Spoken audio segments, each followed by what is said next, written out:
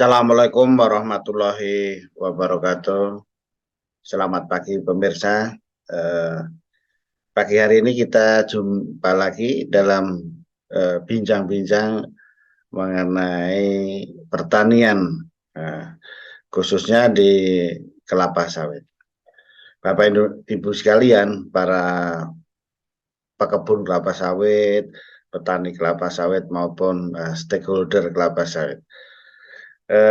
Indonesia seperti kita ketahui merupakan ya produsen CPO terbesar di dunia maupun luasan kebun terluas di dunia, yaitu sekitar 16,38 juta hektar.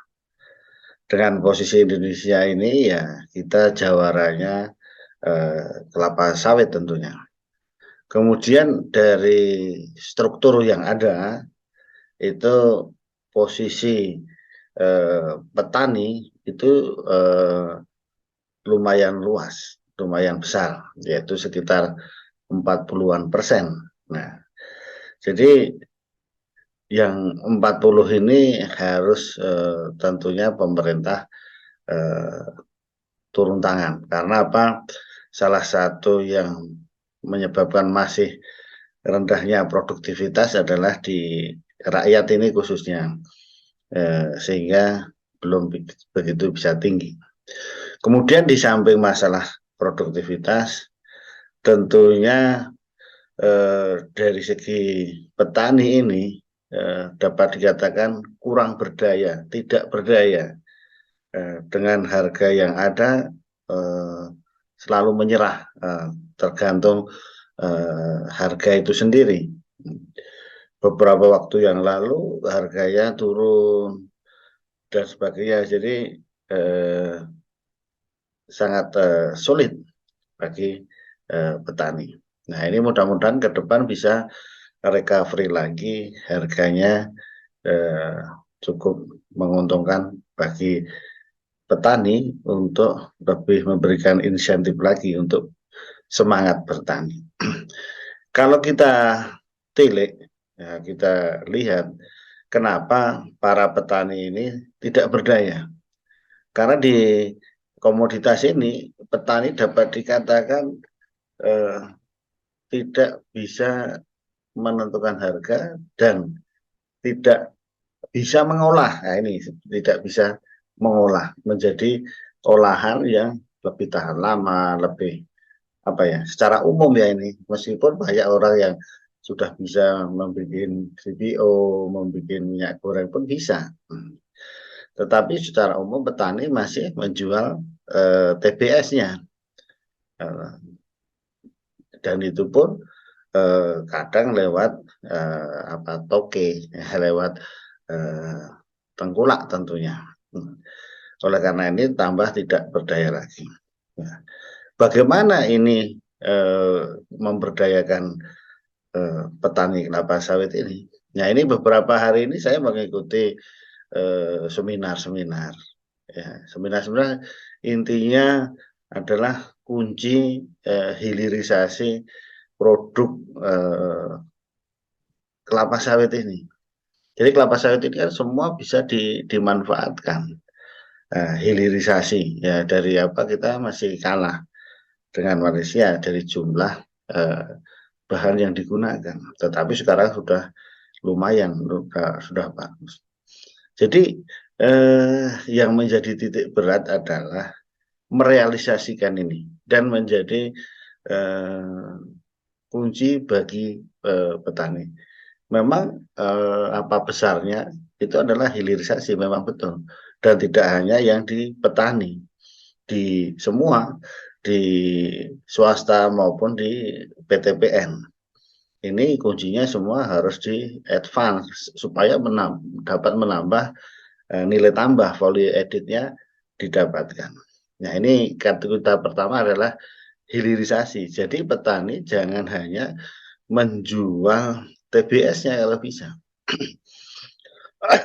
Oleh karena itu harus didorong. Nah, ini kami juga mengikuti apa seminar-seminar kemarin dengan Bapak beberapa waktu yang lalu saya mengikuti seminar yang dilakukan oleh eh, Ditjenbun, eh, jadi di Kementerian Pertanian, bahwa eh, ini salah satu menjadi program utama, dan program utama ini oleh Bapak Dirjen Perkebunan itu, bahwa program ini dinamakan Pamigo, pabrik minyak goreng. Jadi di acara apa ya, pameran di Desember ini akan di eh, launching dengan adanya Pamigo, pabrik minyak goreng. Tentunya ini yang akan memiliki pabrik gorengnya kecil ya, mini atau yang tidak begitu besar.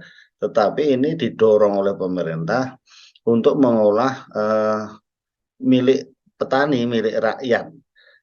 Sehingga diharapkan dengan program ini tidak kesulitan petani itu dalam menjual TBS-nya, dan tentunya langsung diolah, jadi menjual ke sendiri gitu, yang didorong oleh pemerintah, sehingga beberapa kelompok tani, beberapa ini bisa mempunyai eh, pabrik minyak goreng. Nah, jadi sangat apa namanya, eh, tidak tergantung. Nah, ini menunjukkan bahwa diharapkan ke depan petani mempunyai kemandirian di dalam kelapa sawit ini, sehingga tidak terombang-ambing oleh harga, karena bisa mengolah, ada fasilitasnya, dan itu tidak orang lain, yaitu misalnya koperasinya, KUD-nya, asosiasinya, ya kan. Jadi ada beberapa asosiasi petani yang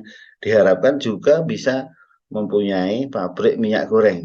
Jadi tidak usah muluk-muluk dulu, yang hilir itu ya, kalau untuk petani yang paling dekat ya bisa mengolah CPO, dan kemudian CPO diurai sebagai minyak goreng. Nah, minyak goreng ya kebanyakan dipakai juga untuk kita semua. Ya, memang semuanya itu kadang produksi CPO kita sekitar 25% yang dipakai di dalam negeri. Ya, jadi eh, nanti ke depan kalau di sentra-sentra perkebunan kelapa sawit, petani-petani dalam hal ini KUD, koperasi, asosiasi punya Pamigo, nah jadi itu real, dan apa ya, tidak muluk-muluk, sehingga menjadi kemandirian petani untuk dapat menjadi apa ya, hilirisasi tadi menjadi kenyataan. Jadi tentunya program Pamigo dari Kementerian Pertanian ini, ya ini patut kita dukung supaya eh, industri kelapa sawit di Indonesia semakin berjaya, semakin sukses. Dan yang paling penting juga ini menyangkut petani kelapa sawit. Nah, karena sudah kita ketahui kelapa sawit ini menjadi salah satu sokok guru ekonomi nasional Indonesia. Karena di kemarin ini juga yang memberikan apa ya, positif. Ya, yang lain kan kurang berkembang, kelapa sawit ini masih sangat baik. Demikian pemirsa, opini kita untuk kejayaan kelapa sawit Indonesia. Terima kasih atas perhatiannya. Assalamualaikum warahmatullahi wabarakatuh.